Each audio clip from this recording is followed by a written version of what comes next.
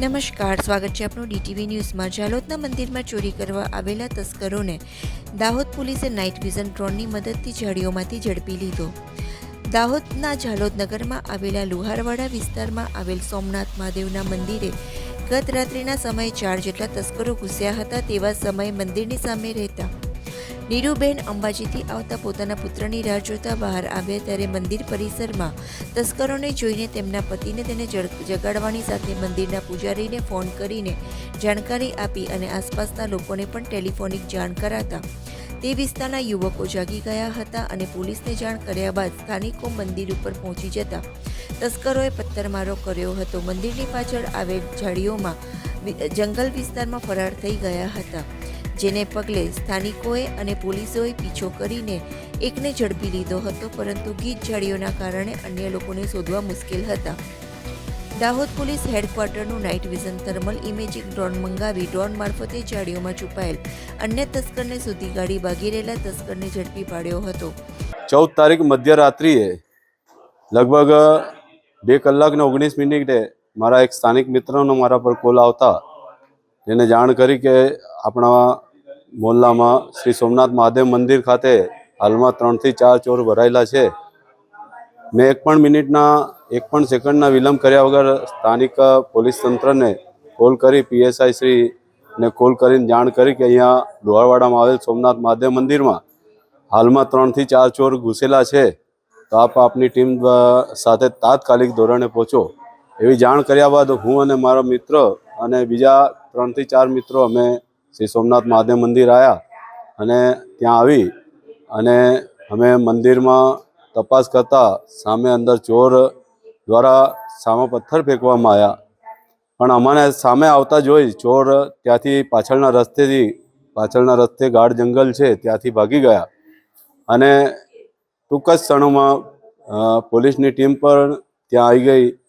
DYSP Shri, PI Shri અને PSI શ્રીની પૂરી team આવી જતા સ્થાનિક કાર્યકર્તા મિત્રો અને પોલીસની ટીમ પાછળના રસ્તાને પૂરું કોર્ડન કરી અને તપાસ હાથ ધરતા અડધો કલાકની મહેનત બાદ PSI શ્રી માળી સાહેબે પ્રથમ ચોરને પકડી લીધો। ત્યારબાદ ફરી તપાસનો દોર આગળ વધ્યો। એ દરમિયાન ગાઢ જંગલ, ઊંચું ઘાસ અને કાદવ કીચડવાળો વિસ્તાર થોડી તકલીફ પડતી હતી, જેથી કરીને નિર્ણય લેવામાં આવ્યો કે ડ્રોન કેમેરાથી આપણે તપાસ હાથ ધરવી જોઈએ।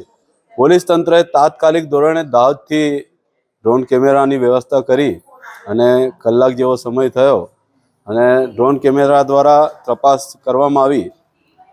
થોડા તપાસ અડધો કલાકની તપાસ કરતા ડ્રોન કેમેરામાં એક ચોર છુપાયેલો હોય એવી ગતિવિધિ જોવાઈ અને ત્યાં ફરીથી કોર્ડન કરી અને તપાસ કરતા બીજો ચોર પણ ઝડપી લેવામાં આવ્યો। પૂરું ઓપરેશન 2:30 વાગ્યાથી સવારના 6:30 કલાક સુધી તપાસ હાથ ધરવામાં આવી અને પોલીસ તંત્ર, DYSP Shri, PI Shri, PSI Shri અને અમારા મિત્ર મંડળના જે કાર્યકર્તા મિત્રોએ જે કામગીરી અને સફળ ઓપરેશન હાથ ધર્યું અને એ કામગીરીને હું બિરદાવું છું અને એમને સૌને અભિનંદન પાઠવું છું। એટલે અંતરિયાળ વિસ્તારમાં પણ ટેકનોલોજીનો ઉપયોગ કરી ગુનાઓ અટકાવવામાં પોલીસ સતર્ક બની છે। પકડાયેલા બંને આરોપીઓ અગાઉ 70થી વધુ ઘરફોડ ચોરીઓમાં સંડોવાયેલ છે અને ગુજરાત તેમજ કર્ણાટકની જેલમાં સજા પણ ભોગવી ચૂકેલા છે। દાહોદ જિલ્લાના જાલોદ પોલીસ સ્ટેશનની હદમાં લોહાર ફળિયામાં આવેલા શિવજીના મંદિરમાં ગતરોજ વહેલી સવારે 2 વાગ્યાની આજુબાજુમાં ચોરી સમૂહ ઘૂસી ગયેલા અને એ જ્યારે તાળું તોડવાનો પ્રયત્ન કરતા હતા ત્યારે અવાજથી બાજુમાં એક બહેન ઉઠી ગયા અને એમણે બૂમાબૂમ કરી લોકોને ભેગા કરતા લોકો નજીક જતા આરોપીઓએ પથ્થર અને ઈંટો વડે હુમલો કરેલો હતો।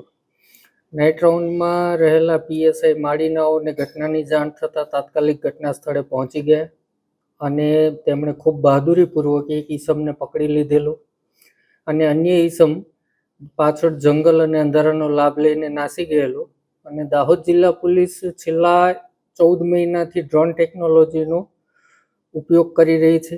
તો આ થર્મલ ઇમેજિંગ નાઇટ વિઝનવાળું જે ડ્રોન છે એ તાત્કાલિક ડીવાયએસપીએ ત્યાં મગાવ્યું અને એલસીબીની ટીમ સાથે એ ડ્રોનનો ત્યાં ઉપયોગ કરી અને જંગલમાંથી આરોપીને લોકેટ કર્યા બાદ આખો એરિયા કોર્ડન કરી અને એ આરોપીને પકડી પાડવામાં સફળતા મળેલી છે.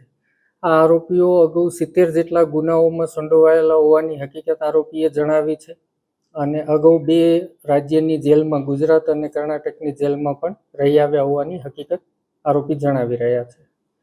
આજરોજ આરોપીને કોર્ટ સમક્ષ રજૂ કરતા 7 દિવસના રિમાન્ડ મળ્યા છે.